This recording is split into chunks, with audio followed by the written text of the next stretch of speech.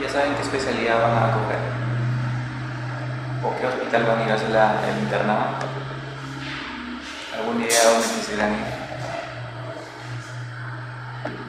Yo soy interné en el hospital Revalía. Ahora también soy residente ahí.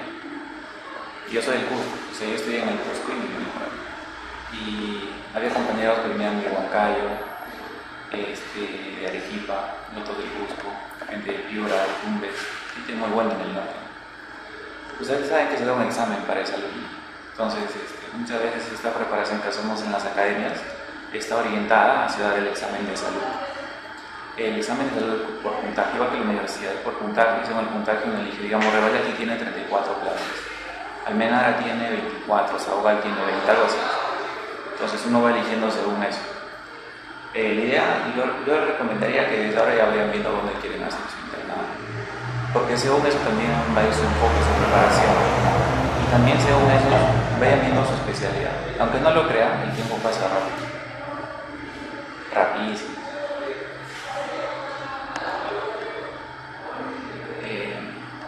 Cuando yo vine a hacer el internado acá, yo ni sabía qué era el hospital Revalía.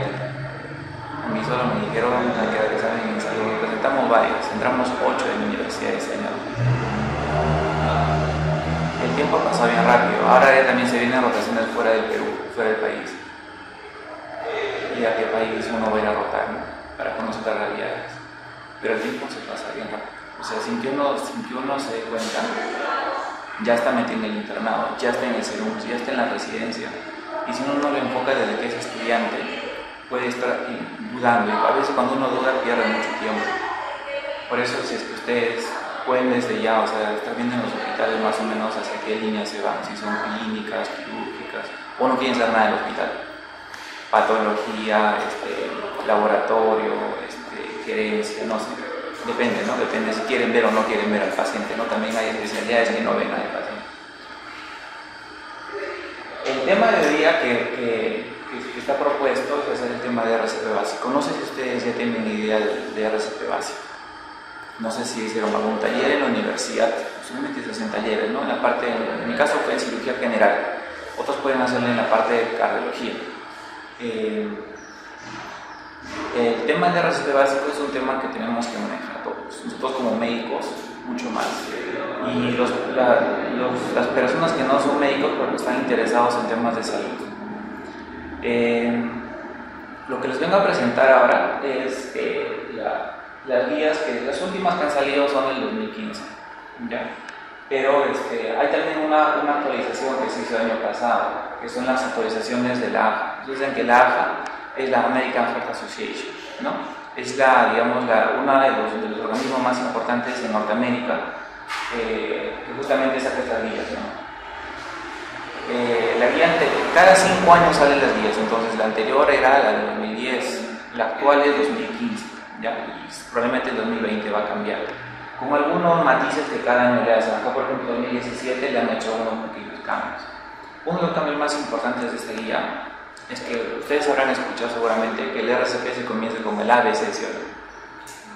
Vía aérea, respiraciones y compresiones. Lo que pasa con esta guía es que eso es imperativo. Actualmente, primero le dan prioridad a las compresiones, después viene la respiración, después viene las ventilaciones. ¿Por qué? Porque muchos pacientes tienen buena oxigenación en su cuerpo y lo único que pasa es que el corazón deja de latir. Entonces, al dejar de latir, cuando uno hace las compresiones del RCP, mejora el gasto cardíaco, mejoran los latidos y con eso el paciente sobrevive. Ese es uno de los principales cambios, no se olviden. La secuencia ya no es ABC, sino es CAB. Miren, en la edición de esta guía han participado 250 personas, investigadores, en más de 39 países. Un término que ustedes tienen que conocer es el INCOR, no es el INCOR. El INCOR es el Instituto Nacional Cardiovascular del Perú, eso no es, ese es el INCOR. Es el International Liaison Committee on Resuscitation. ¿Qué significa? Que es un comité internacional que se encarga de elaborar estas guías. Ellos son los que elaboran. Esto ha sido publicado simultáneamente en dos revistas importantes, tanto en Circulation como en Resuscitation. Y el tema del RCP en realidad es un tema que lo vemos a diario, lo podemos ver en nuestro ámbito. Ustedes cuando son estudiantes, no sé si han tenido la oportunidad de participar de una RCP, se han hecho compresiones, no lo sé, llegaron a hacer en algún momento, sí, es cansado, ¿sí o no? ¿Les cansa, sí o no? O estar bolseando, ¿sí o no? Eso se puede dar en un ambiente hospitalario, se puede dar en la calle o en un ambiente deportista. Ahora último, un periodista peruano ha fallecido, ¿no? Daniel Peredo, después de una actividad física. La causa fue un infarto. Él tenía 48 años, después de una pichada. Y lo que habitualmente pasa es eso, o sea, que un cuerpo que no está entrenado al ejercicio, uno lo esfuerza mucho, si hay placas de colesterol se pueden romper y se provocan el infarto. El infarto es la principal causa de paro en pacientes adultos. Eso es importante, que es la principal causa de paro cardíaco, es el infarto en miocardio. Y también es la principal causa de muerte a nivel mundial en pacientes adultos, no así en niños, es diferente. Pero en adultos la causa más frecuente de paro es la enfermedad coronaria, el infarto del miocardio. Y es por eso que uno tiene que más o menos ir enfocando el infarto. ¿El infarto qué es lo que produce? El infarto produce arritmias. ¿Por qué se muere la gente que hace infarto? No se muere porque se rompe el corazón, eso es raro. Se mueren porque hacen arritmias. Después del paro vienen arritmias y esas arritmias son las que se ponen a la muerte del paciente. ¿Qué arritmias? Taquicardia ventricular y fibrilación ventricular. Esas dos arritmias son las que se encargan de la mayor mortalidad en pacientes con infarto. Entonces, cuando nosotros hacemos el RCP, al hacer el RCP, lo que hacemos es tratar de controlar esas arritmias. Tratamos de, evitar que el paciente fallezca a consecuencia de esas arritmias. Y cuando no hacemos un RCP oportuno, ¿qué pasa? La gente fallece, la gente muere. Hacer RCP es tomar decisiones rápidas. Estamos acá todos reunidos, va a venir un cuarto ahorita. ¿Qué pasa si el cuarto se hace paro? ¿Qué es un paro? Se desploma, se desmaya. Uno le toca pulso, no tiene pulso, uno trata de ver si respira o no respira, no respira. Se encuentra en paro cardiorrespiratorio. ¿Qué pasa si está en el suelo? Sentimos el pulso, pero el paciente respira. Eso es un paro cardíaco. ¿Qué pasa si el paciente respira, pero no sentimos el pulso? Es un paro respiratorio. Cuando mezclamos ambos, se llama paro cardiorrespiratorio. Entonces, cuando el paciente está en paro cardiorrespiratorio, entramos a lo que se llama el RCP. ¿Qué es lo primero que vamos a hacer? El esquema es CAB. ¿Cómo comenzamos? Compresiones. Pasamos por la definición. ¿Qué es un paro? Nuevamente, un paro se define como el cese brusco e inesperado de la circulación y la respiración. Si solamente es la circulación, ausencia de pulso, se llama un paro cardíaco. Y si hay ausencia de respiración, eso es un paro respiratorio. Por ejemplo, ¿qué pacientes hacen solamente paro respiratorio? ¿Qué pasa con los drogadictos que consumen benzodiazepinas, por ejemplo? O una intoxicación por diazepinas, si uno que no es drogadicto. Las benzodiazepinas son depresoras cardíacas y respiratorias. Le van a producir al paciente disminución de la frecuencia respiratoria y van a llegar al apnea. El apnea es catalogado como un cese, una ausencia de la respiración, y eso es un paro respiratorio. Miren, ¿no? Pacientes, puede ser un paciente, un familiar nuestro que toma para dormir su diazepam y de pronto se toma todo. Se deprimió, tuvo un problema emocional, le terminó su enamorado. No ingresó a la residencia, se deprimió, tomó un montón de pastillas, de hecho un paro respiratorio. Bien, en Estados Unidos y en Canadá aproximadamente 350.000 personas al año sufren un paro cardíaco y reciben intentos de reanimación. Adelante.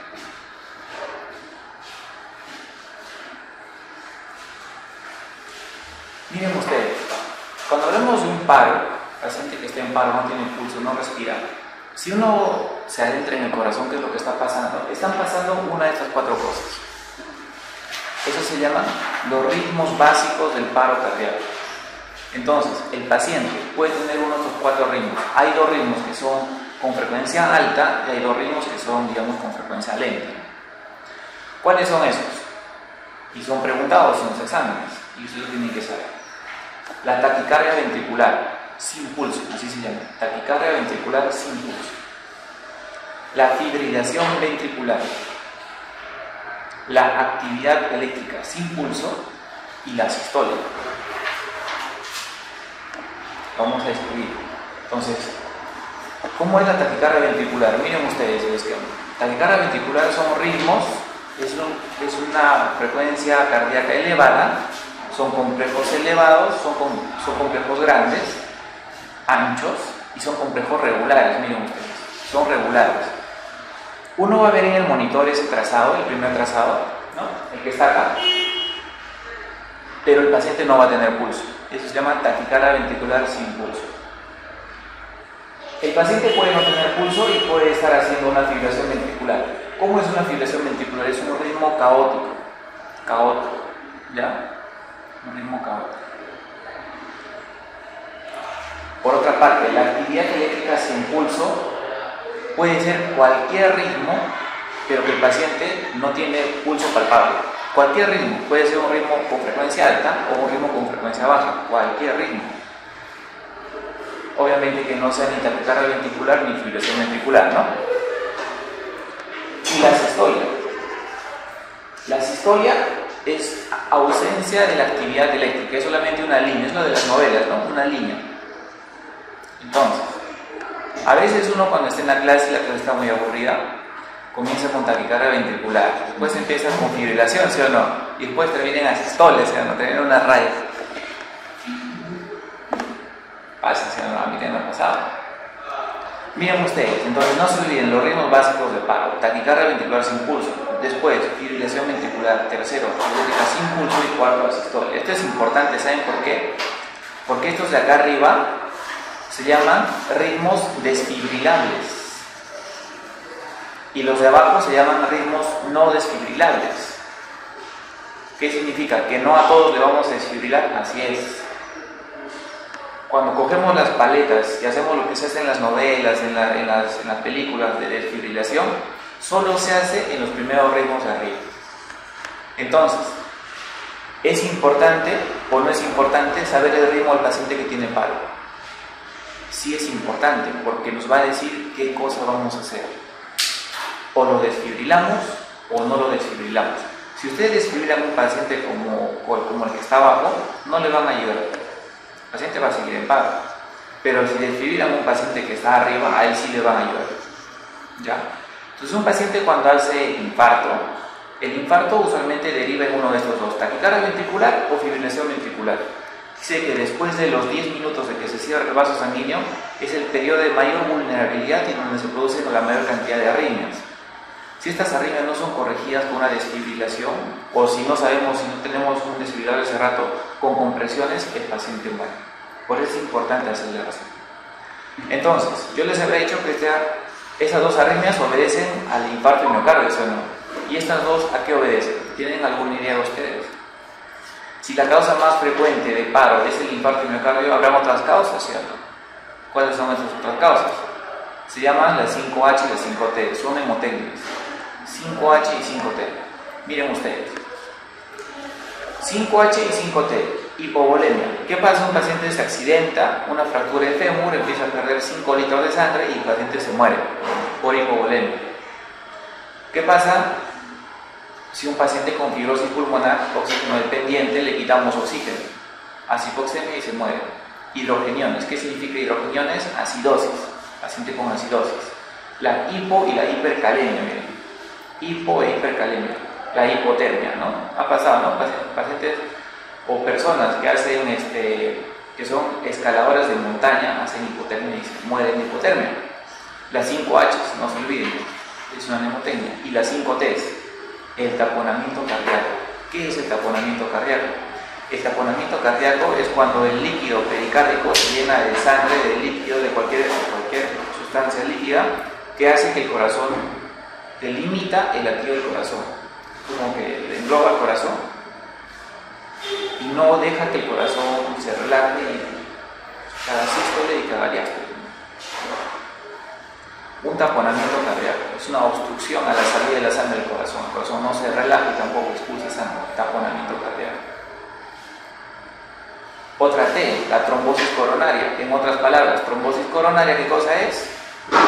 Es el infarto de miocardio. Miren, el infarto de miocardio también puede producir asistolia. Miren. El tromboembolismo pulmonar. ¿Qué es el tromboembolismo pulmonar? Es cuando los coágulos se van a la arteria pulmonar y la obstruyen. El neumotórax a tensión. ¿Qué es el neumotórax a tensión? Es cuando la cavidad pleural está conectada con el medio ambiente en un fenómeno de válvula. El aire entra pero no sale. El aire entra pero no sale. Entonces, ¿qué pasa? Que eso aumenta la presión en el tórax. Eso se llama neumotórax a tensión. Tabletas tóxicos. ¿Cuáles? Ya hemos dicho uno delante, ¿sí o no? Hemos dicho las benzodiazepinas, por ejemplo. Benzodiazepinas. Miren. T de taponamiento, T de trombosis, T de tensión neumotórax, T de tóxicos, tabletas. Las 5 T's y las 5 H's son los que producen los ritmos no desfibrilables. ¿Cuáles son esos? Asistolia y la letra AESP. ¿Qué es eso? Actividad eléctrica sin pulso. Ya, no se olviden. ¿Por qué es importante esto que les estoy diciendo? Porque si un paciente está en paro y tiene taquicardia ventricular, ¿qué vamos a hacer? Lo desfibrilamos. Pero si el paciente está en asistolia, ¿qué vamos a hacer? Hay que buscar estas causas. Se llaman causas reversibles. Si tiene acidosis, hay que corregir, hay que darle bicarbonato. Si tiene hipovolemia, hay que pasarle sangre. Si tiene hipoxemia, hay que pasarle oxígeno. Si el paciente está haciendo un neumotórax a tensión, ¿qué vamos a hacer? ¿Qué hacemos con el neumotórax a tensión? Le ponemos un Avocat en el hemitórax que está a tensión. ¿Para qué? Para que por ese Avocat salga a tensión el aire, ¿no? Como que lo desinflamos un poco el tórax. ¿Qué pasa si el paciente está haciendo una trombosis coronaria? ¿Qué hacemos? Liberamos ese coágulo, ¿no? Eso se llama trombolisis o angioplastia. Y si está haciendo un taponamiento cardíaco, ¿qué hacemos? Igual, drenamos. Colocamos una aguja y sacamos el líquido que está obstruyendo el corazón. ¿Ya? O sea, estos pacientes tienen causas reversibles. Podemos manejarlo, no en todos los pacientes el manejo es similar. Yo les digo esto para que ustedes sepan, porque esto lo vamos a ver cuando hagamos el RCP avanzado. ¿Ya? Entonces, ya habíamos visto que el paro es frecuente, ya habíamos visto que la causa más frecuente es la enfermedad coronaria, ya habíamos visto que el paro se da por ritmos que son desfibrilables y por ritmos no desfibrilables.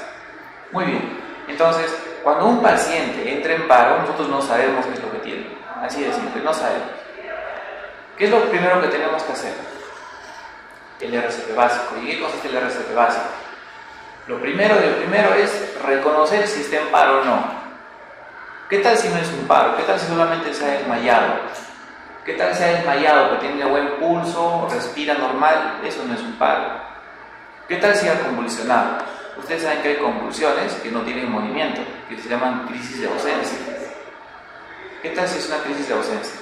¿Cómo lo diferencia uno? ¿Qué vemos yo que es el paro? Es la ausencia de latidos y ausencia de respiración. Entonces, al paciente hay que ver si respira y hay que ver si tiene pulso.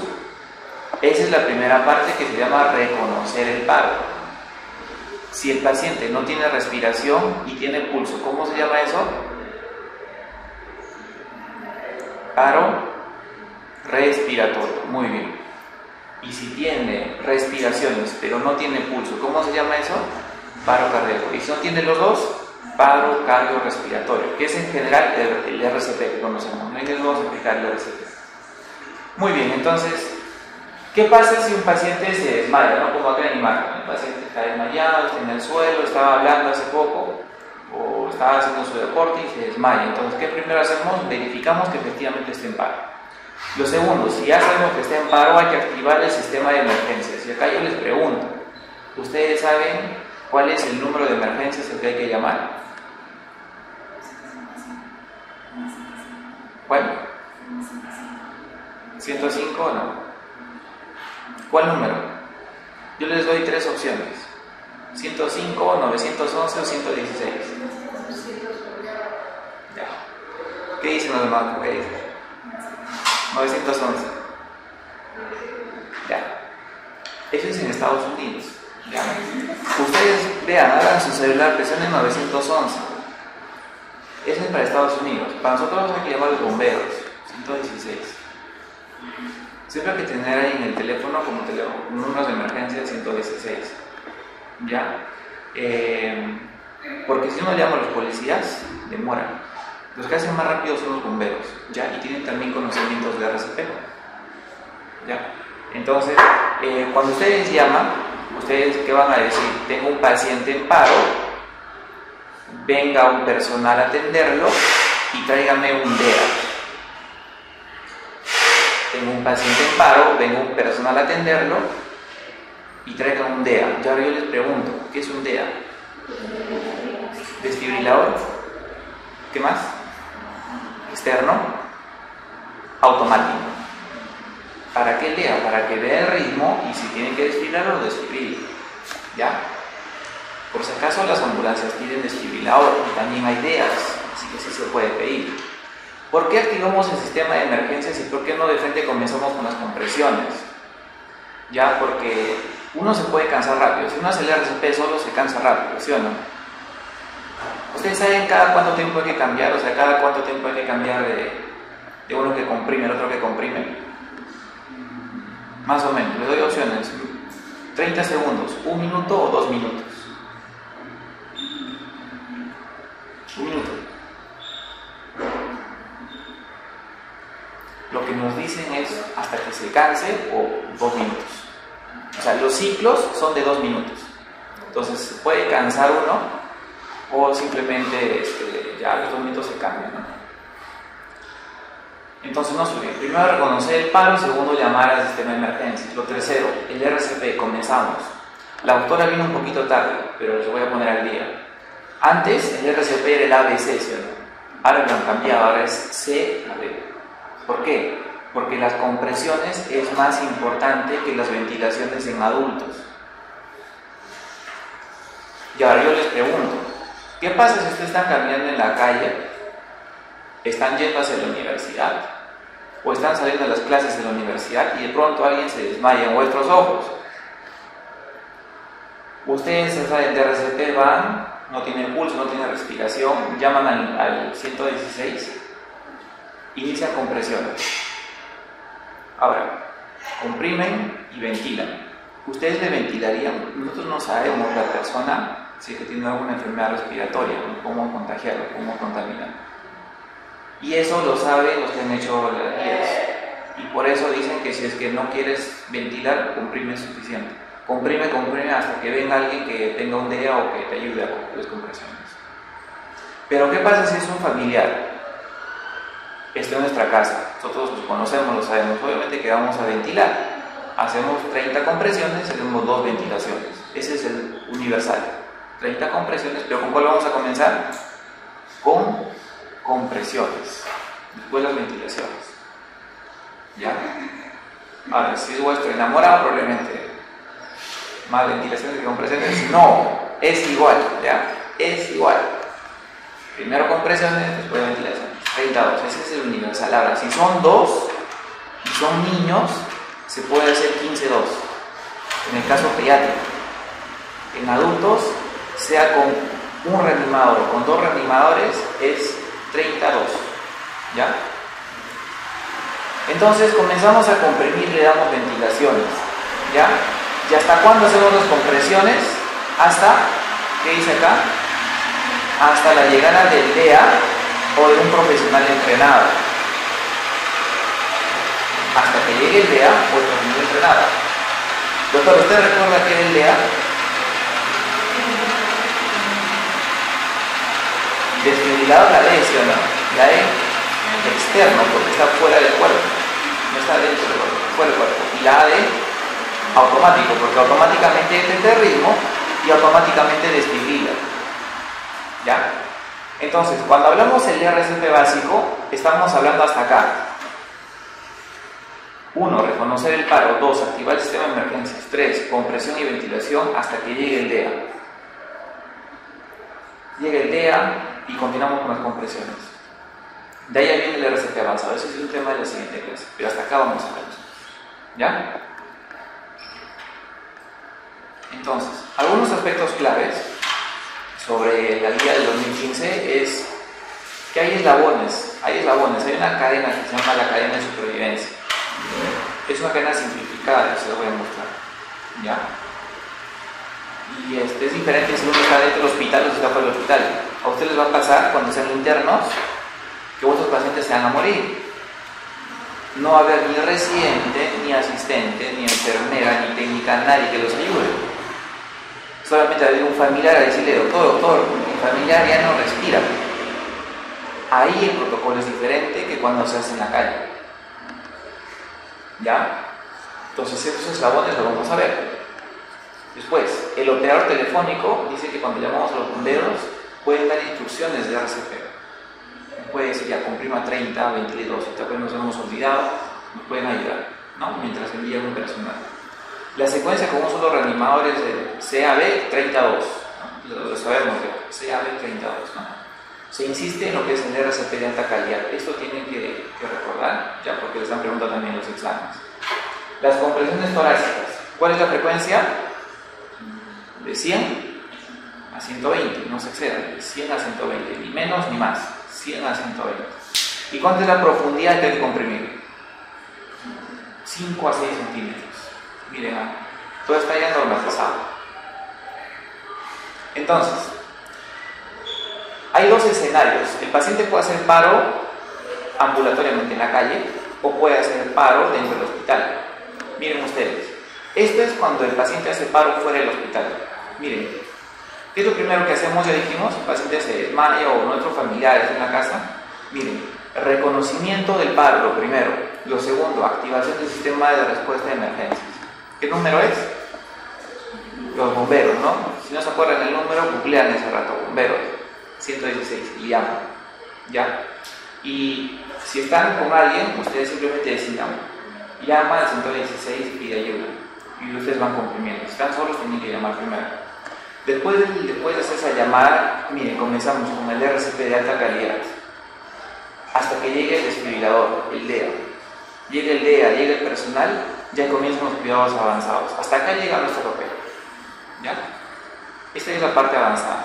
¿Qué pasa si un paciente hace infarto? Le hacemos RCP, lo mantenemos bien, lo desfibrilamos, llega al hospital, entra una sala de cateterismo cardíaco y abrimos el vaso sanguíneo. Ese coágulo que está obstruyendo lo abrimos, lo sacamos. Y el paciente sobrevive. Esa es la idea de hacer RCP. Si el paciente de frente lo enviamos al hospital y no le hacemos RCP, no va a llegar. Tenemos que hacer el primer RCP. Esto es cuando es fuera del hospital. Cuando es dentro del hospital, miren ustedes. Cuando es dentro del hospital, ¿cuál es la primera parte? Miren, la prevención y la vigilancia. Hay que estar siempre fijándonos, checando a nuestros pacientes. En cardiología, por ejemplo, todos los pacientes tienen su monitor cardíaco. Todos los pacientes. Nosotros sabemos qué ritmo tienen. Si en algún momento hacen alguna arritmia, si están en asistolia, en taquicardia, lo sabemos porque lo estamos viendo. Permanentemente viendo. Porque si ustedes se olvidan de otro paciente y van al día siguiente a verlos, ya no se puede hacer mucho. Lo primero es vigilancia y prevención. Lo segundo, reconocimiento y activación del sistema de emergencias. ¿Cuál es el sistema de emergencias en el hospital? El timbre de paro. Muchos hospitales tienen timbre de paro. Pues no grita nomás, la enfermera, paciente en paro, y listo. No, la enfermera ya sabe y avisa al médico de turno, al médico retén, al médico de guardia. Viene desde ahí, ¿no? Comenzamos con el RCP, donde está el paciente, está en su camilla, lo hacemos en la camilla. Si al paciente lo podemos bajar al suelo, es mejor hacerlo en el suelo, se comprime mejor. Hasta que lo desfibrilamos. Lo desfibrilamos y después pasamos de soporte avanzado, ya le ponemos ya medicamentos y todo eso, ¿no? Que es la parte avanzada, que no lo vamos a ver en esta clase. Entonces, la primera parte es el reconocimiento del paro. El reconocimiento del paro es un punto clave. De reconocimiento precoz depende de la respuesta rápida. Reconocemos rápido, hacemos rápido el paro.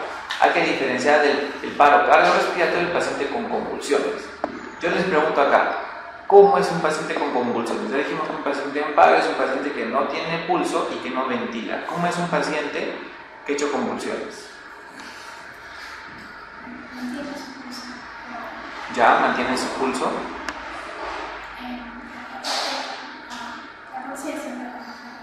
Ya está inconsciente, ¿no? Está inconsciente. ¿Puede respirar o no puede respirar? Los pacientes con convulsiones recuerden que aflojan esfínteres. se orina, puede estar con celiorrea, puede ir precedido de movimientos tónico-clónicos, salvo que es una crisis de ausencia en la cual sí están tiesos. No se olviden, ¿ya?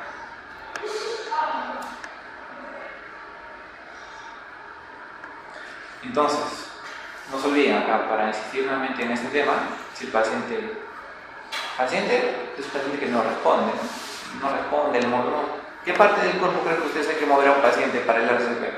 Yo les doy opciones, ¿no? La cabeza, la oreja, los hombros, la barriga, la rodilla y los pies. ¿Qué parte ustedes moverían al paciente para ver si responde o no?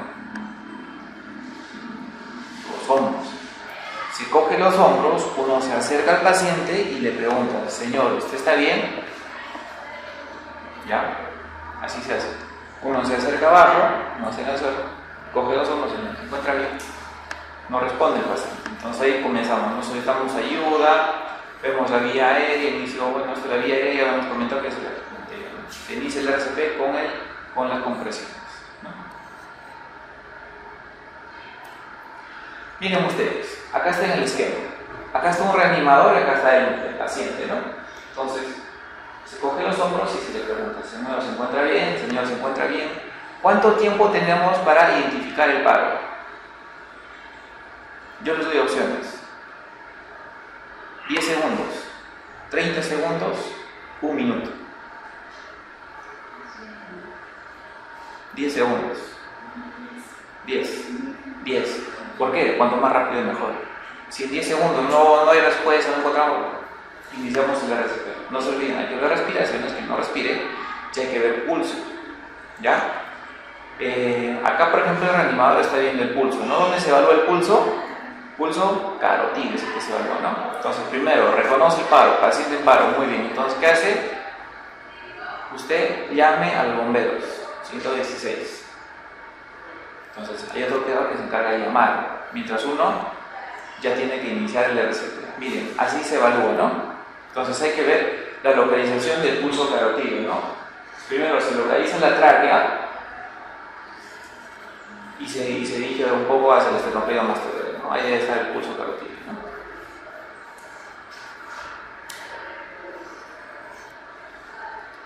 Reconocemos el paro y activamos el sistema. No se olviden que 911 es para Estados Unidos y 116 es para el Perú, los bomberos. ¿Ya? Hay dos preguntas claves que les pueden hacer el personal de los bomberos, ¿no? Si el paciente está consciente o no, si se respira normalmente o no. ¿Ya?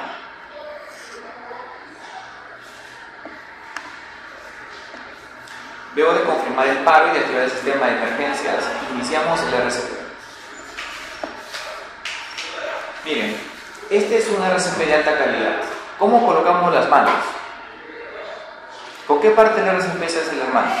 Con el talón. Cuando se pone la mano diestra, ¿no? Y encima la otra mano, ¿no? ¿Cómo está ahí? Se pone el talón y se comienza. Las compresiones no se hacen con la palma, no se comprime así, se comprime con el talón. ¿Y en qué parte se comprime? Uno ve el esternón así más o menos de la mitad para abajo. ¿Ya? Se comprime de la mitad para abajo. Miren ustedes la posición de la reanimadora. Hay muchos que reaniman inclinados. Ellos están bien parados y están reanimando de costado. Miren cómo el reanimador se inclina hacia el paciente, todo el cuerpo, de tal forma que la fuerza no viene del brazo. Uno puede no tener mucha masa muscular, pero su cuerpo pesa, y su cuerpo al pesar aprovecha para hacer el RCP. Por eso es importante la postura. Miren, las rodillas a 90 grados, el tronco un poco inclinado y los brazos rectos. ¿Ya? Ahí comenzamos. 1, 2, 3, 1, 2, 3. Ahí comenzamos el RCP. ¿Ya? ¿Cuánto es la frecuencia de compresiones? De 100 a 120. Muy bien. ¿Y en los niños? ¿Con una mano o dos manos? Y en los casos. Depende de la edad, ¿no? Si es un niño, hay niños que crecen rápido, ¿cierto? Ya, entonces depende de cuán grande es el pecho, ¿no? Entonces, si es un niño pequeño, una mano. Lactante, el término lactante para esta exposición es menos de un año. Ya, las guías consideran lactante menos de un año. ¿A un lactante entrará en nuestra mano? ¿Dos manos entrarán? No, ¿sí o no? ¿Una mano entrará? No. ¿Cómo se hace en el lactante? Con los dedos. Con los dedos. Si son dos reanimadores, con los pulgares. Si uno lo coge, ¿sí? Su palita ahí. Y si es un solo reanimador, con los dos dedos. ¿Sí? Ya, pero vamos a ver en esquema, no se preocupen. Bueno, acá estábamos hablando del RCP en adultos. Miren, la posición es bastante importante. Por eso al paciente muchas veces hay que bajarlo de la camilla al suelo. Y en el suelo vale, porque es dura la superficie. Acá no se va a mover. A veces la camilla se mueve. Y si se mueve la camilla, si se hunde, si es un colchón súper ortopédico, se hunde. ¿Ya? RCP de alta calidad tiene que ver con la frecuencia cardíaca. ¿Cuánto es la frecuencia cardíaca? Esta la pregunta en los exámenes, 100 a 120. ¿Cuánto es la profundidad que tiene que tener? De 5 a 6 centímetros. Por lo menos son 5 centímetros de profundidad. Por lo menos 5 centímetros. Después de la compresión tenemos que darle tiempo para que se relaje también. Comprimimos y descomprimimos. ¿Qué pasa en la compresión? ¿Qué pasa con el corazón? Expulsa la sangre. ¿Qué pasa con la descompresión? El corazón se llena de sangre. Si no le dejamos tiempo a la descompresión, no se va a llenar la sangre. Y si no se llena la sangre, no va a expulsar nada de sangre en la siguiente compresión. Tenemos que reducir al mínimo las pausas entre las compresiones. ¿Para qué hacemos las pausas? Las pausas hacemos, digamos, a los 2 minutos, hay que comprobar el pulso. ¿Qué tal si estamos haciendo el RCP y de pronto el paciente vuelve a tener pulso? Ese es nuestro objetivo, ¿sí? Por eso hacemos el RCP. Tenemos que comprobar el pulso. O tenemos que leer respiraciones. ¿Cuánto tiempo creen que es el tiempo máximo para demorarse entre compresión y compresión? O sea, pasamos 2 minutos y vamos a entrar nuevamente al siguiente ciclo. ¿Cuánto tiempo? Les pongo opciones: 10 segundos, 30 segundos o 60 segundos. Tiempo máximo. Mientras vemos el pulso y mientras damos respiraciones. ¿Cuánto tiempo creen ustedes? 10 segundos. Muy bien. Ya vemos que 10 segundos es para reconocer el paro y 10 segundos es entre compresión y compresión. Entre ciclo de compresiones y ciclo de compresiones. Es básicamente para ver el pulso y respiraciones. Miren ustedes, ventilar adecuadamente. 2 ventilaciones después de 30 compresiones. Realizando una ventilación durante 1 segundo, asegurándose de que se produzca la elevación torácica, ¿no? Cuando uno ventila tiene que curarse limpio. Por si acaso, ya que lo dice bien claro, no se debe apoyar en el pecho y las compresiones. Uno cansado puede estar apoyándose, ¿no? Ya. Miren, este es un RCP de alta calidad. Vemos el reanimador arrodillado al lado de la víctima con las rodillas en 90 grados, la espalda recta y los brazos vertical, ¿no? Brazos rectos, el talón sobre el esternón. Ya vemos en qué parte de la mitad del esternón para abajo. ¿Ya? Utilizamos el cuerpo, no son los brazos, es el cuerpo. Miren ustedes. En este esquema recordamos que entre compresiones y ventilaciones, ¿cuánto es el tiempo? 10 segundos. ¿Cuánto es la profundidad que tenemos que comprimir? 5 centímetros. 5 a 6 centímetros. ¿Y cuánto es la frecuencia de las compresiones? ¿Cuánto? 100 más 120. ¿Y las ventilaciones? ¿Cómo es la frecuencia de las ventilaciones? Ahí la doctora. Doctora, ¿cómo se llama? Doctora Bellosa, ¿cuántas son las ventilaciones por minuto?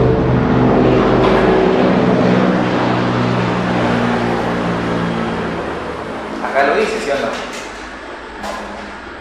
Son de 10 a 12 ventilaciones por minuto. ¿Ya? De 10 a 12 ventilaciones por minuto. Miren acá ustedes. Habíamos dicho que lo más importante en el RCP son las compresiones, ¿verdad?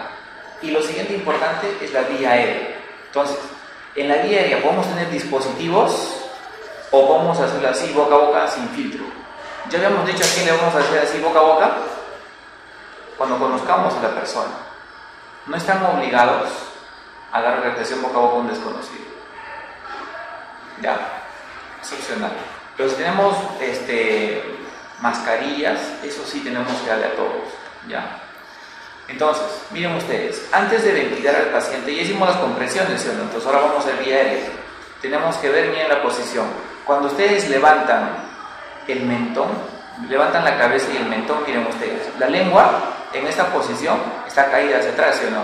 Cuando estiramos, miren la lengua cómo se eleva, y la vía aérea se apertura y podemos respirar, podemos ventilar normalmente. Si ustedes no hacen este movimiento, ¿a dónde se ve el aire? O no entra o se va al estómago. No se olviden de estirar el cuello. Se estira el cuello. Cuando uno estira el cuello también tiene que ver la vía aérea, ver que no haya prótesis o algo que esté obstruyendo un cuerpo extraño que hay que sacar. ¿Ya? De ahí comienzan las ventilaciones. Si el paciente ha sufrido algún tipo de trauma, sospechamos que el paro es secundario a trauma, no se olviden que la forma de estirar la vía aérea es de esta forma, una tracción mandibular. Cogemos ambas mandíbulas y las jalamos para arriba. No se le dobla así. ¿Por qué? Porque puede haber lesión de la columna cervical. ¿Ya? Estos son los dispositivos que se pueden usar. ¿Ya? Si no queremos dar presión boca a boca, eso tiene un filtro. Este filtro permite que el aire entre a los pulmones, pero que el aire que sale del paciente no regrese al reanimador, así que seguro, no nos va a pasar nada. ¿Ya? Miren ustedes, cuando son dos reanimadores, miren, uno se encarga de la vía aérea, miren cómo coge la mano, es como una C, así se coge, es como una C. Estos tres dedos van a la mandíbula, y el dedo pulgar y el índice van a esta parte, para adherir bien la bolsa hacia la cara del paciente. Se coge bien, no tiene que escapar aire. Si el paciente no está bien posicionado, no se le va a ventilar. Ya. Esto es cuando son dos reanimadores. 30 compresiones, 2 ventilaciones. ¿Qué pasa si son más reanimadores? Un reanimador se encarga de que esté sellado herméticamente y el otro bolsea.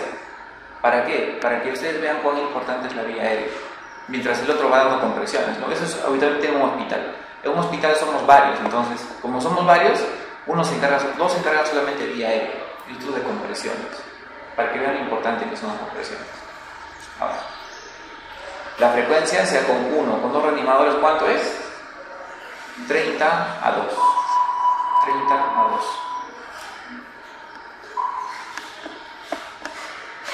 Un concepto acá importante que ustedes tienen que saber es qué es la ventilación de rescate. ¿Ya? La ventilación de rescate es un paciente que está desmayado, un paciente que tiene pulso, pero es un paciente que no ventila. Eso se llama paro respiratorio. Entonces, este paciente solamente lo vamos a ventilar, no lo vamos a comprimir, porque tiene pulso, no tiene sentido darle compresiones. Y yo les pregunto, y después me van a responder, ¿qué pasa si una persona normal empezó a hacer compresiones? RCP, si una persona que tiene pulso le hacemos compresiones, ¿qué le pasa? Se puede morir. No es bueno estar comprimiendo, a veces uno por juego, a veces en la universidad hacemos así, ¿no? Ya uno de ellos, de maniquí lo usamos, y le empezamos a comprimir. El corazón en realidad sí puede tener un verdadero paro por eso, porque se comprime, eso se llama conmoción del corazón. Pero si es un paciente, nuevamente, este paciente es un paciente desmayado que no respira, pero sí tiene pulso. Entonces no hacemos compresiones porque, como ya les he dicho, solo ventilamos, se llama ventilación de rescate. Entonces miren, el ritmo es igual, no se olviden, 10 a 12 ventilaciones por minuto. Yo les doy una mnemotecnia. La frecuencia cardíaca, ¿cuánto es? Objetivo en las compresiones. En las compresiones. De 100 a 120. Le quitamos, lo dividimos entre 10 y salen las ventilaciones por minuto. ¿Cuántas son las ventilaciones por minuto? De 10 a 12. ¿Sí o no, doctora? ¿Sí o no? De 10 a 12. Muy bien, de 10 a 12. ¿Ya? En los niños y lactantes era un poquito más, ¿no? Porque su patrón respiratorio es mayor. Por si acaso, es de 10 a 12. Cuando hagan RCP no bolseen todo el rato, eso es frecuente. Uno tal vez por la emoción, por la adrenalina, bolsea todo el rato. O sea, alguien está comprimiendo y otro está bolseando todo el rato, ¿sí o no? Y con oxígeno al 100%.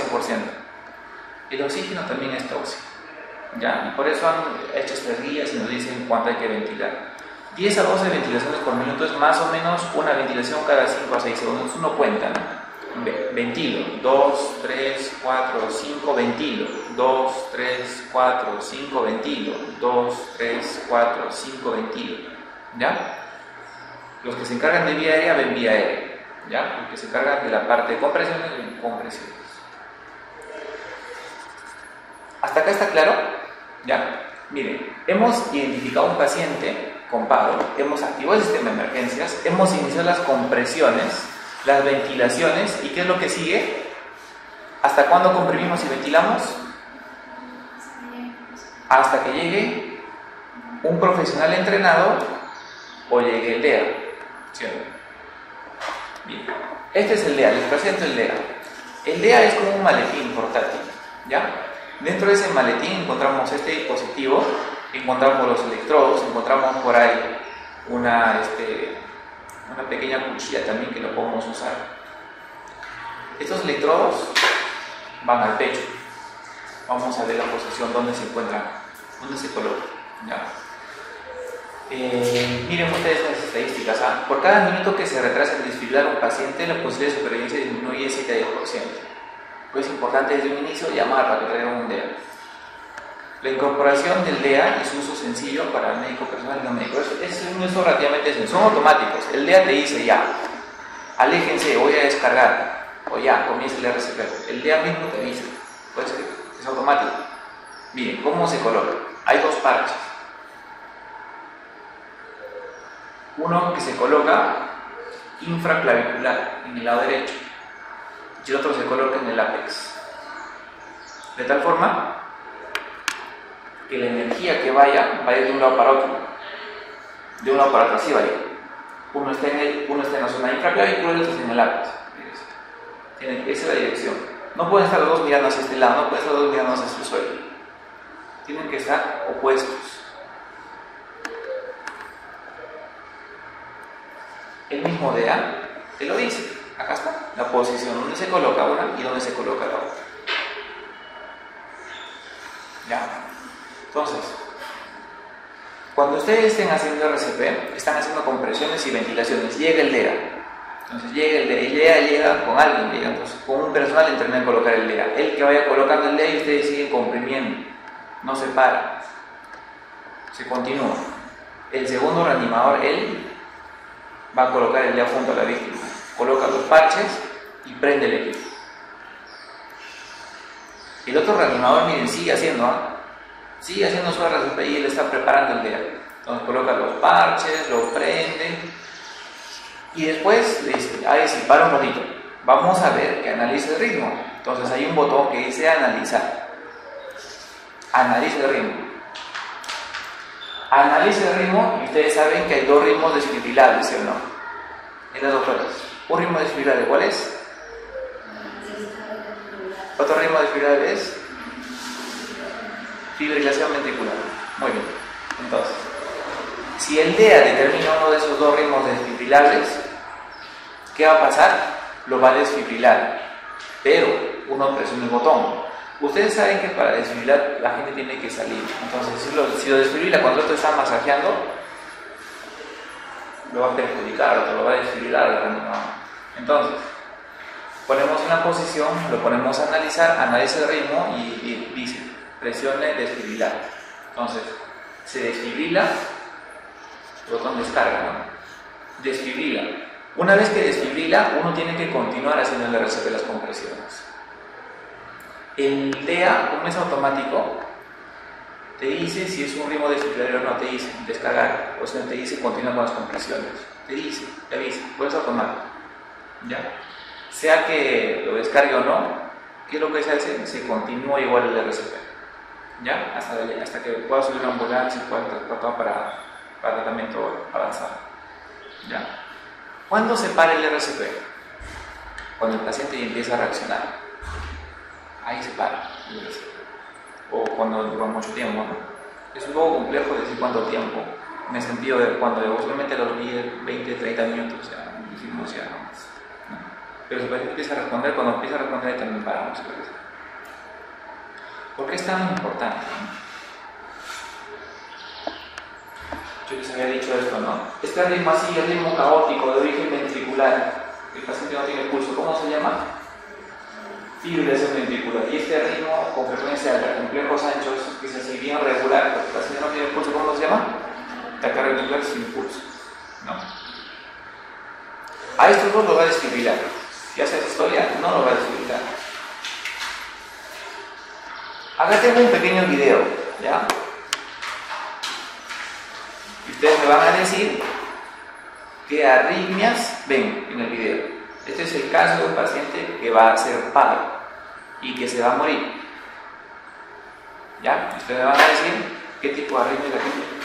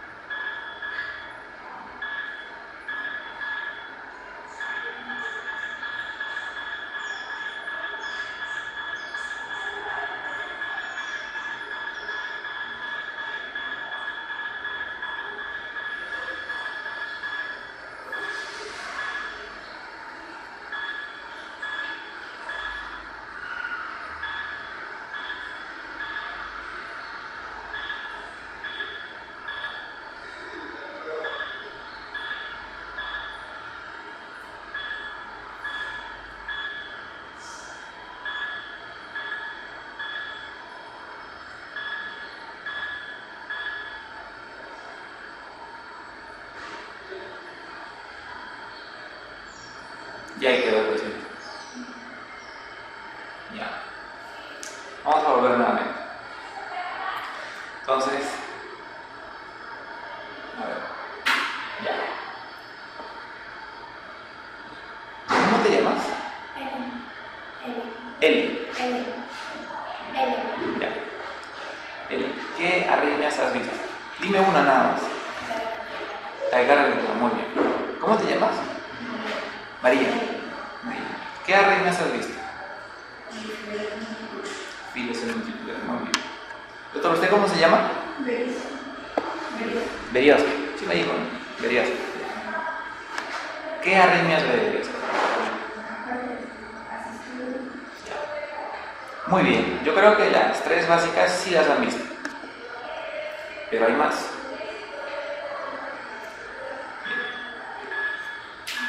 Miren, vamos a ver acá primero la onda T, el QRS y el segmento ST. Ven que el segmento ST está elevado, el paciente está haciendo un infarto.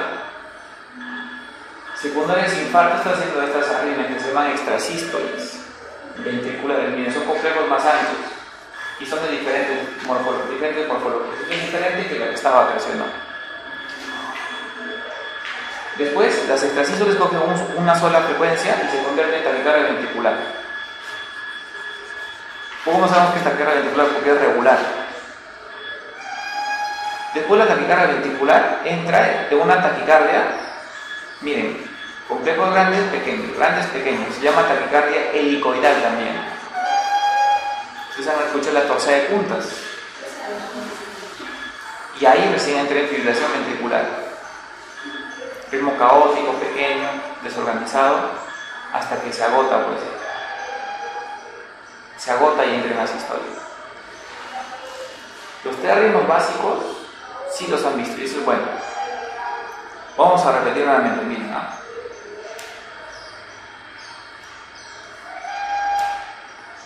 es cierto? Se ve el ST elevado en la derivación 2. La derivación 2, ¿qué cara es? Cara inferior. Es un infarto en la cara inferior. ¿Ya? Miren, extrasístole, porque es un latido diferente.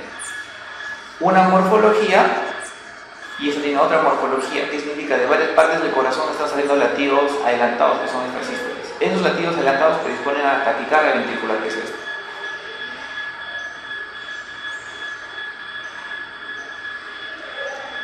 Acá el paciente probablemente al inicio tenía pulso, pero como su corazón le atendía 160 latidos por minuto, ya tendría buen pulso. Ya no se siente el pulso. No le da tiempo al corazón para que se relaje, para que llene. Después, miren, pasa una taquicardia que es helicoidal. Complejos anchos, pequeños. Taquicardia helicoidal, que se llama torsión de puntas. Esa torsión de puntas deriva en un ritmo caótico del ritmo ventricular, la fibrilación ventricular. Y finalmente, en lo que todos terminan y todos terminaremos en algún momento, la asistolia.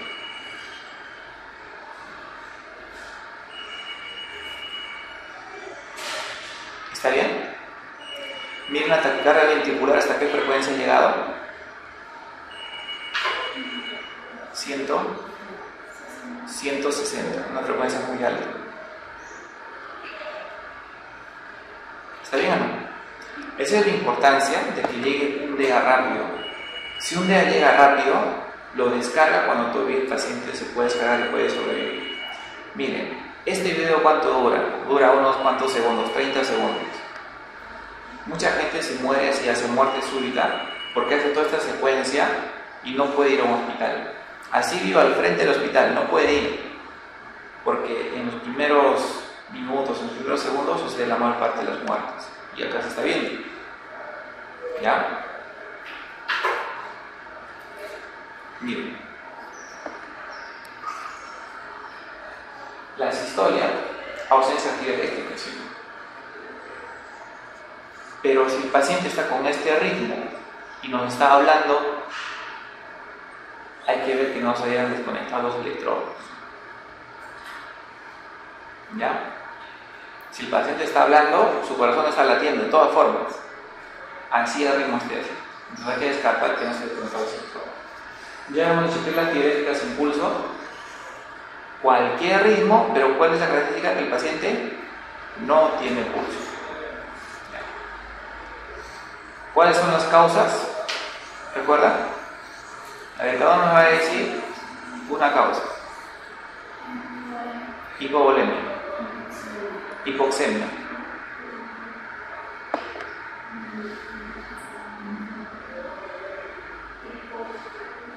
hipocalemia. Muy bien. Una vuelta más, son 10, una vuelta más. Han hecho las 3 de las 5 H, ahora las 3. Taponamiento cardíaco, muy bien. El TEP, muy bien. Todavía, Oscar.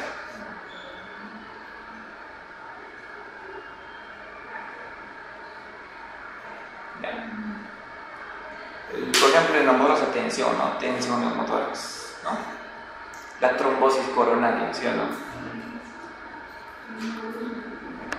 Tromboembolismo pulmonar. Miren, acá están. Miren, la hipovolemia, la hipoxemia, la acidosis. El exceso de hidrogenio se llama acidosis. Así es lo que dice la doctora Adriosca, ¿no? Trastornos del potasio. Hipo e hipercalemia, la hipotermia. Taponamiento cardíaco, trombosis coronaria, el tensión neumotórax, los tóxicos, ¿no? Benzodiazepinas y fármacos, ¿no? Entonces, si uno tiene asistolia o tiene actividad eléctrica sin pulso, no hay que desfibrilar, hay que buscar causas.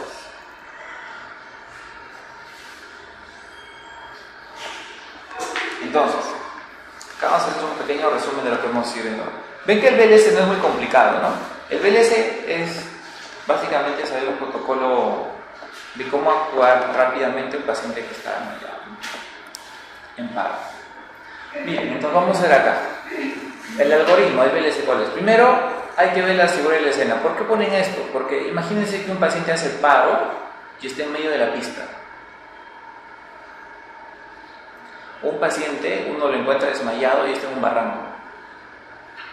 Uno tiene que ver su propia seguridad, porque uno puede ser, yo también, un segundo paciente. Uno tiene que ver su seguridad antes de entrar a la zona, ¿no? Si estamos en la calle, en la casa, en el hospital, obviamente que son ambientes seguros, ya obviamos ese paso. Pero eso es para cuando se ve en la calle, es una segura, hay que ver nuestra seguridad primero. O si está en una casa incendiándose, ¿no? Tendrá que entrar el personal que está preparado para eso. Preguntamos, la víctima no responde. Pedimos ayuda, pedimos el número de los bomberos. ¿Cuál es el número de los bomberos? 116. Activamos el servicio de emergencia y pedimos, ¿qué cosa? Un DEA. Muy bien. Ya que hemos activado el sistema de emergencias, comenzamos con alerta respiratoria. ¿Qué hacemos acá? Comprobamos si la víctima no respira. ¿Cuánto tiempo tenemos? 10 segundos. paciente no respira, no tiene pulso. ¿Qué hacemos? Comenzamos el RCP. ¿Qué pasa si el paciente sí respira y tiene pulso? Le decimos, ya no lo llames ya. No, igual tiene que venir, pues, o sea, le ha pasado algo, no por nada, tal vez ha hecho un ACV, ¿no? Tal vez ha hecho un síncope. Algo hay, o sea, no por nada se ha desmayado, igual tiene que venir. Entonces uno ya llamó, ya les llamó, ¿no? Les llamó, confirmamos, ¿no? Iniciamos el RCP, como habíamos dicho, ¿no? ¿Cómo son los ciclos? 30 compresiones y 2 ventilaciones. ¿Hasta cuándo comprimimos? Hasta que esté disponible un DEA, ¿no? Llega el DEA. ¿Qué hacemos con el DEA? ¿Qué va a hacer? Comprobar el ritmo. Si es desfibrilable, administra una descarga. ¿Y después qué hacemos? Reanudamos el RCP. Si es no desfibrilable, ¿qué hacemos? Continuamos con el RCP. Ya, continuamos. ¿Y cada cuánto tiempo analiza el DEA? Lo analiza, está bien, en pocos segundos. Pero ¿cada cuánto tiene que analizar? Cada 10 segundos. Cada 2 minutos. Hacemos nuestro ciclo de compresiones y ventilaciones y analiza. Entonces nosotros aprovechamos para el pulso, ¿no? Para ver ventilaciones, para dar las ventilaciones. Ya, 2 minutos ese tiempo. Ya. Ahora, hay dispositivos que comprimen automáticamente. ¿Ya? Estos dispositivos que comprimen automáticamente están disponibles en otros países. Acá en el Perú no lo tenemos. ¿Ya? Por ejemplo, este es el Lucas. Entonces, esto se le pone al pecho simplemente y esto ya saben a qué profundidad comprimir y no se cansa, obviamente. ¿Ya? ¿Cuál es el problema con esto? Que a veces puede ser un poco complicado colocar al paciente, sobre todo si es uno solo. Primero, que no está tan disponible, y lo segundo es cuando uno quiere colocarlo, el paciente puede estar muy pesado, puede que no entre. Entonces, son algunas limitaciones, por lo cual no son recomendaciones de primera mano. Si lo tienes, si lo sabes usar, úsalo. Pero si vas a usar algo, lo más práctico es comprimir con el mano, porque todo es normal. Bueno. Obstrucción de la vía aérea. Es otro tema también tratado en el RCP. Obstrucción de la vía aérea. ¿Qué síntomas hay por obstrucción de la vía aérea? Tenemos a nuestro sobrino, ¿no? Poetón, que está comiendo uvas, está haciendo bulla y de pronto se calla. ¿Ya? ¿Qué es lo que ha pasado? Se ha atragantado con la uva. Entonces, los síntomas que puede tener depende si la obstrucción es completa o es incompleta. Miren, por ejemplo, cuando la obstrucción es incompleta, un poco de dificultad respiratoria, puede haber estridor, puede estar nervioso agitado, puede toser, en caso de respuesta cianótica. Pero si la obstrucción es completa, toda la vía aérea está completamente obstruida, no va a poder hablar ni respirar. Estará mucho más ansioso, se va a agarrar con las manos, el cuello con las manos. Incluso puede estar inconsciente. Pero cuando lo volteamos, está tranquilito, qué bueno, no está tranquilito, está asfixiado. ¿Qué hacemos? Heimlich. Signo universal de lavamiento, ¿no? Hacemos un Heimlich, que también se llama compresión abdominal. Ya. Yo les pregunto, ¿el Heimlich a partir de qué edad se hace? ¿En adultos sí o sí, sí o no? ¿En un lactante menos de un año? No. O sea, el Heimlich se hace a partir del año. ¿Cómo es el Heimlich?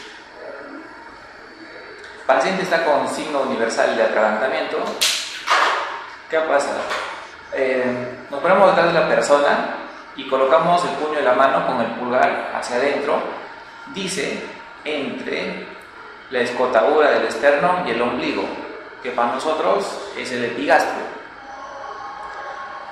Y con la otra mano presionamos y comprimimos. ¿Hacia dónde se comprime el Heimlich? Yo les doy 3 opciones: hacia abajo, hacia atrás o hacia arriba. Hacia adentro y hacia arriba. 2, ya, hacia adentro y hacia arriba se comprime en el Heimlich. ¿Ya? Miren, en niños también se puede hacer Heimlich. Obviamente que nos tendremos que arrodillar, ¿no? Depende de la altura de la persona. ¿Y hasta cuándo hacemos Heimlich? Hasta que bote el propio extraño. Así es.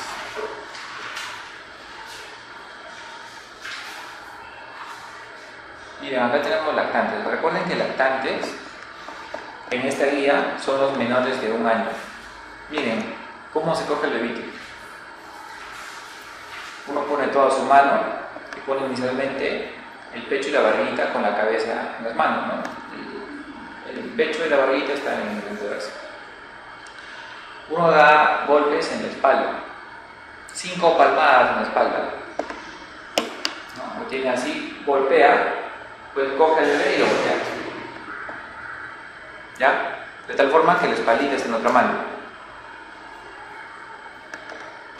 Ya hay comprime el pechito, el tórax, no se comprime la barriga. Miren cómo es en el bebito, ¿no? Pone boca abajo, un poquito inclinado hacia abajo y golpea la espalda, 5 palmaditas. Lo voltea, ya también la espalda va a estar sobre el otro brazo y le comprime el pechito. 5-5. Los ciclos son de 5-5. ¿Ya? No se le coge así. ¿Ya? No se le levanta de los piecitos. ¿Ya? La posición es esta. Sobre el antebrazo, porque va a estar ahí, va a estar más fijo y puede uno golpear, ¿no? Para ambos lados. Entonces, la recomendación en lactantes son 5 palmadas más 5 compresiones. Ya, no se olviden. 5 palmadas, 5 compresiones. Miren, ahí arriba. En niños, Heimlich también se puede hacer, ¿no? Más de 1 año ya se puede hacer Heimlich, pero menos de 1 año no se olviden que esa es la posición. Ahora, por eso es importante que, ciertamente estamos viendo la parte teórica del RCP, es importante que ustedes hagan en algún momento una parte práctica con maniquís, para que golpeen al bebito, ¿ya? Porque los maniquís están diseñados para eso. Y en gestantes, ¿se hace Heimlich en gestantes? ¿Se hace o no se hace? La doctora dice que sí. ¿Qué dice la doctora? Sí se hace. ¿Qué dice la doctora? Ya. Depende de la edad gestacional. En el primer trimestre, cuando el útero es pequeño, uno puede comprimir el abdomen. Pero cuando la barriga empieza a crecer y ocupa todo el abdomen, no se comprime el abdomen. El Heimlich es compresión del abdomen. ¿Qué se comprime entonces? Igual que el bebito, se comprime el tórax. ¿Ya? No se olviden, caso especial son las gestantes, que se comprime el tórax.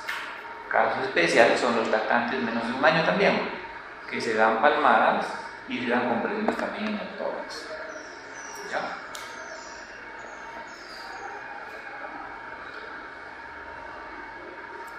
¿Cómo están? ¿Están cansados o pueden continuar? ¿Sí pueden continuar? Ya, listo.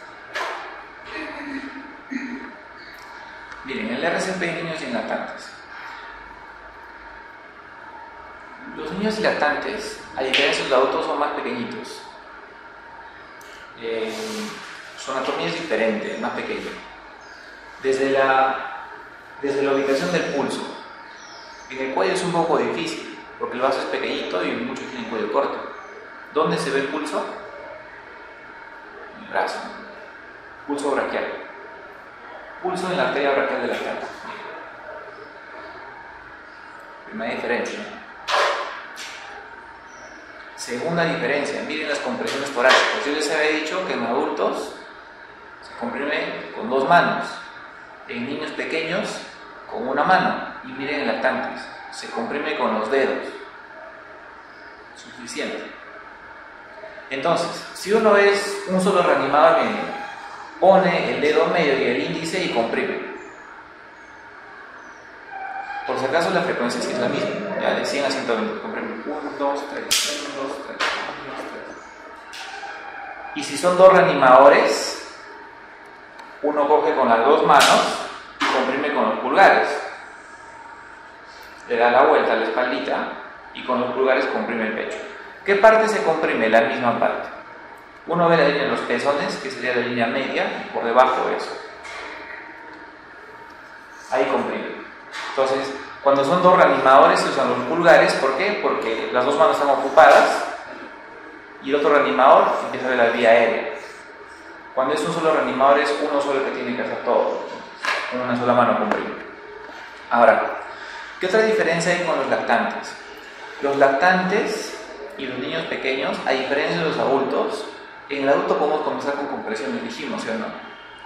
¿Por qué? Porque ellos, usualmente, su corazón deja de latir súbitamente. No hacen paro respiratorio, no hacen un paro cardíaco. Su compresión es suficiente en ellos. Y es lo que se debería comenzar. Pero en niños, los niños primero hacen paro respiratorio. Y cuando hacen mucho paro respiratorio en hipoxia, recién entran al paro cardíaco. Por eso es que una diferencia fundamental es que en los lactantes y los niños pequeños primero se ventila. Primero se le da ventilación y después se le da compresión. Es una diferencia fundamental, ¿ya? En niños y lactantes.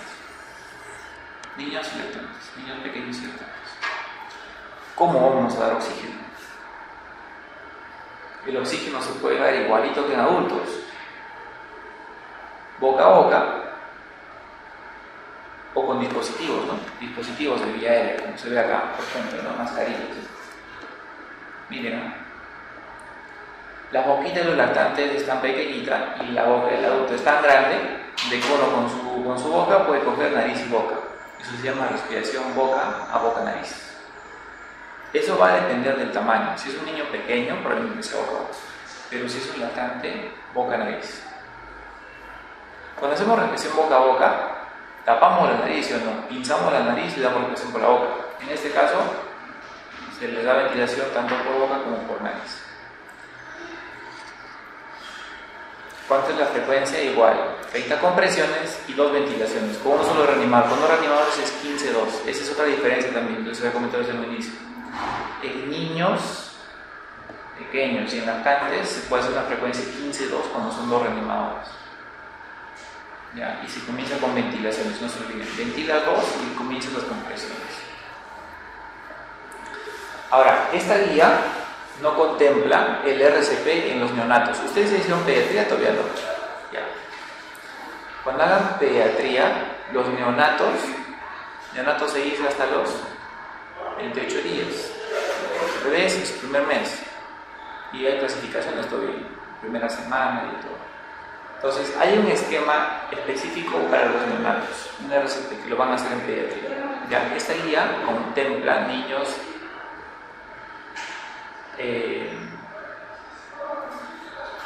y lactantes menores de un año, pero no incluye los neonatos. ¿Ya? Neonatos no se olviden, son los primeros 28 días de vida. Miren ustedes, en los niños pequeños y lactantes hay diferencias, sí hay diferencias, y también hay diferencias en el DEA. ¿Por qué?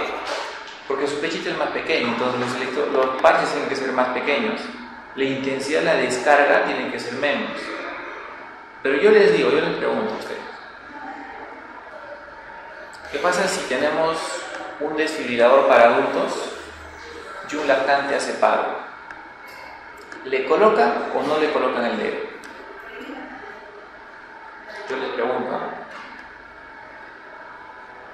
Yo les he dicho que niños, sobre todo niños menores de 8 años y lactantes, tienen su dedo especial más chiquito diseñado para ellos.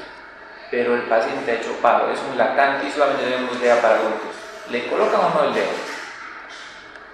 Es más grande, le va a dar más intensidad en la descarga. ¿Le dan o no le dan?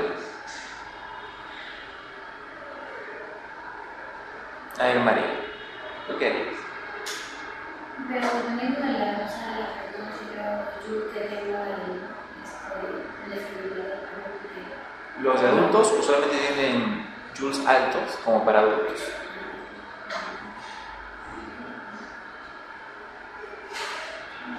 Un poco. Verías. Sí, verías que así te pone, normal.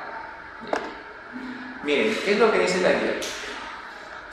Siempre y cuando se disponga de los parches pediátricos, es mejor poner los parches pediátricos.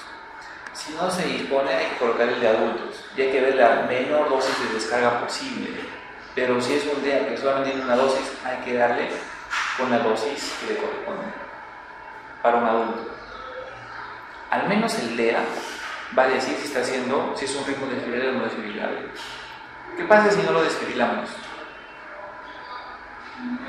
Se muere. ¿Qué pasa si lo descargamos con más energía de la que se descarga? A lo más se sancocha. Entonces, por eso la guía recomienda que si solamente tenemos parches para adultos, hay que colocarle parches para adultos. ¿Ya? No es lo ideal, ¿no? Pero si hay. Ahora, los niños pequeños y los lactantes, yo les había comentado que hacen insuficiencia respiratoria, hacen paro respiratorio y después hacen paro cardíaco. Muchas veces solamente ventilando mejoran y no llegan a necesitar el DEA.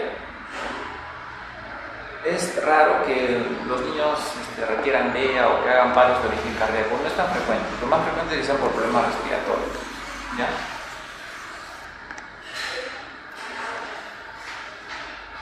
Muy bien. Vamos a hacer un pequeño resumen de lo que es el RCP. Entonces, vamos a separar acá lo que son adultos, adolescentes, niños entre 1 año de edad y la pubertad y lactantes, menos de 1 año de edad. Excluidos los recién nacidos. Dijimos recién nacidos, ¿en qué edad son? Menos de 28 días, ¿no? Primero. En todos tenemos que asegurar el entorno, ¿no? Para el reanimador y para la víctima. En el caso de que sea en nuestra casa o que sea en el hospital, eso se sobreentiende, ¿no? Eso es sobre todo para la calle, ¿no? Eso será importante para un bombero, digamos. Reconocimiento del paro. Miren, en los 3 grupos, comprobar si el paciente responde. ¿Qué parte del cuerpo le cogemos? Su ojo. El paciente no respira o solo jadea o boquea. ¿Qué es jadear o boquear? Respiración agónica que le dicen, ¿no? Hace como que la intención de querer respirar, pero no está respirando. Respiración jadea. El paciente no respira. ¿Qué buscamos? Pulso. Si no hay pulso, entramos al RCP. ¿Cuánto tiempo tenemos? Tenemos 10 segundos. Tenemos que activar el sistema de respuesta de emergencias. ¿Ya? Podemos usar un teléfono móvil o podemos pedir que alguien vaya, ¿no? Cuando hacemos los talleres, lo que nos indican es que tenemos que indicar, como siempre hay testigos, uno al azar elige. Ahí la función del líder del médico, ¿no? Ya, tú, no preguntarle si podría ir, tú llama a tal número, sí, para que veas. Porque si no va a decir, no puedo. Y le dicen, ¿puede llamarle? No puedo. Tú llama. O sea, ahí llama, ¿no? Porque uno tiene que abocarse a lo que se le dice, ¿no?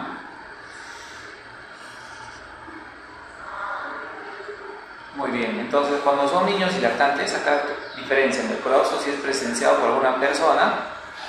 Si es presenciado por alguna persona, hacemos los pasos que son en el adulto, pero si el colapso no está presenciado, tenemos que hacerle RCP antes de llamar, ¿ya? Porque yo les había comentado que primero es un paro respiratorio, entonces hay que darle un poquito de oxígeno y recuperarlo. Después ya llamamos, ¿ya? Porque ese tiempo que vamos a demorar en llamar a los bomberos, es mejor hacerles RCP en este grupo, niños pequeños y lactantes. Miren ustedes, ¿cuál es la relación de compresión?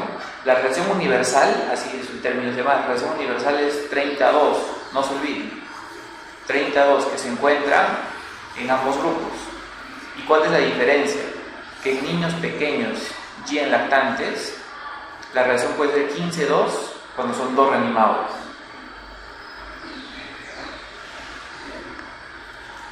¿Cómo tienen que ser las compresiones? En ambos grupos, de 100 a 120 compresiones por minuto. ¿Y las ventilaciones? ¿Cuántas dijimos? Dividimos entre 10. ¿Cuántos son? De 10 a 12 ventilaciones por minuto. Yo les pregunto algo. Cuando hacemos el RCP, comprimimos. Una persona está comprimiendo, la otra persona está ventilando. ¿El que comprime tiene que parar la compresión para que el otro ventile o lo hace de forma simultánea?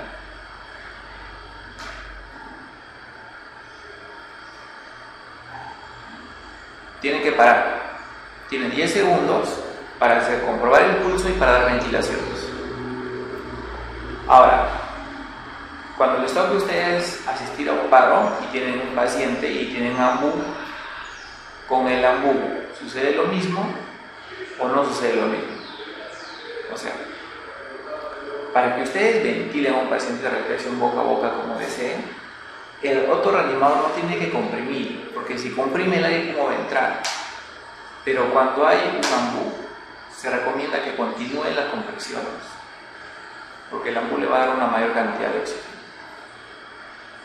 Cuando usen AMBU, no es necesario que paren las compresiones continúan.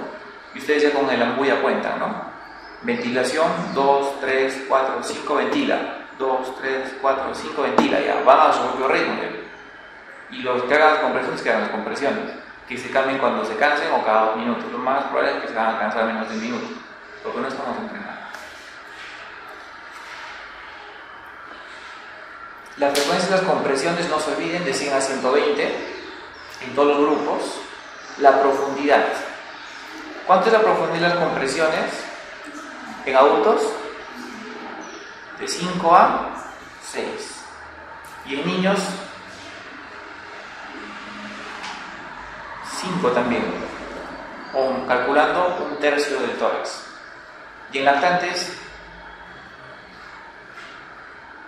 4 centímetros, o lo mismo que es 1/3 del tórax. ¿Ya?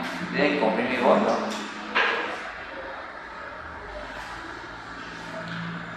Colocación de la mano o de las manos. En adultos, ¿cómo es?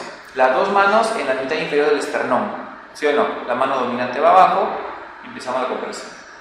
En niños, ¿cómo es? 1 o 2 manos dependiendo de la talla. En lactantes, ¿cómo es? Un reanimador, ¿cómo hace? ¿Cómo hace un reanimador bien? 2 dedos, ¿no? Y si son 2 reanimadores, uno lo coge por la espaldita y con los pulgares. ¿Qué parte se comprime? Igual, de los pezones y por debajo. Hay que hacer una descompresión torácica después de cada compresión. Hay que limitar las interrupciones, ¿no? Tienen que ser menos de 10 segundos las interrupciones. Es universal eso. Miren, cuando uno hace el curso BLS, hay muchos que hacen. BLS significa Basic Life Support, ¿ya? Que es el RCP básico, el que hemos hecho ahora. Hay un cuadernillo, es un cuadernillo de estudiantes. El AJA, la certificación, que es para 2 años, una certificación que uno la puede recertificar, y si quiere hacer el RCP avanzado, le piden que tenga el básico. El básico no cuesta mucho, cuesta 200, 300 soles. Pero sí lo certifica uno. Nosotros hicimos en Cayetano Heredia, ¿no? Acá están los maniquíes, justamente lo que les digo. Ahí están los maniquíes. Entonces uno puede practicar con ellos, ¿no? Ventilación y todo. Es importante que este taller, esta clase más teórico, lo repitan como taller. Háganlo en algún momento de vuestras vidas. Si es preferir antes del internado, mejor. Para que cuando tengan un paciente en el internado ya sepan ya exactamente cómo hacerlo. O si no, hablen con sus docentes en las universidades. Mi universidad tenía maniquís y se podía hacer. Luego otras universidades también lo tienen y lo pueden hacer. Hasta acá con la revisión de RCP básico. Si tienen alguna duda, alguna pregunta, la pueden hacer.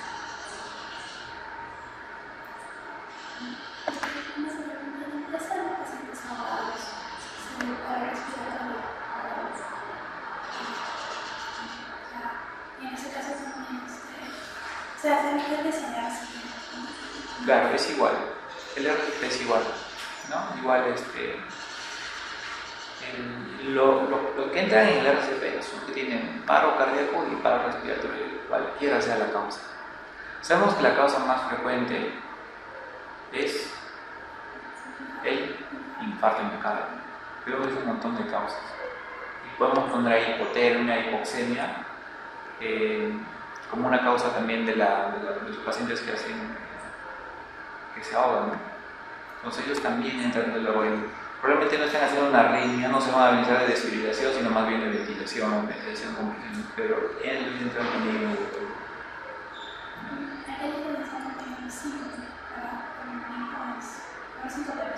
Ya, un síncope es diferente. ¿Qué es un síncope? Un síncope es una situación, un estado, así se llama, es un estado de pérdida de la fuerza muscular y del tono muscular de forma brusca, secundario a hipoperfusión cerebral. ¿Qué pasa? El paciente pierde fuerza muscular y se cae, se desmaya. ¿Por qué? Porque su cerebro por un tiempo no recibió oxigenación. Puede ser por una bradicardia, puede ser por un bloqueo, cualquier causa que evita que la sangre pase al cerebro. Entonces, usualmente diferenciamos los síncopes de origen cardíaco de los síncopes que no son de origen cardíaco. Por ejemplo, un paciente con bloqueo con bradicardia puede hacer un síncope, pero ese paciente con síncope se recupera muchas veces rápido, en segundos. Es típico, los abuelitos se desmayan y se recuperan, pero tiene pulso y tiene ventilación. Entonces, un síncope es un diagnóstico diferencial de los pacientes que se paran. Igual que el paciente con convulsiones, igual que los pacientes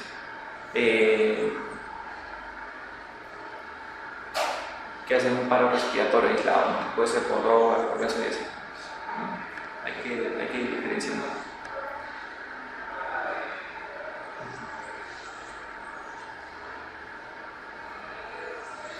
¿Alguna otra duda? Sería bueno, como te repito, que el taller lo puedan hacer con X, que es muy bueno.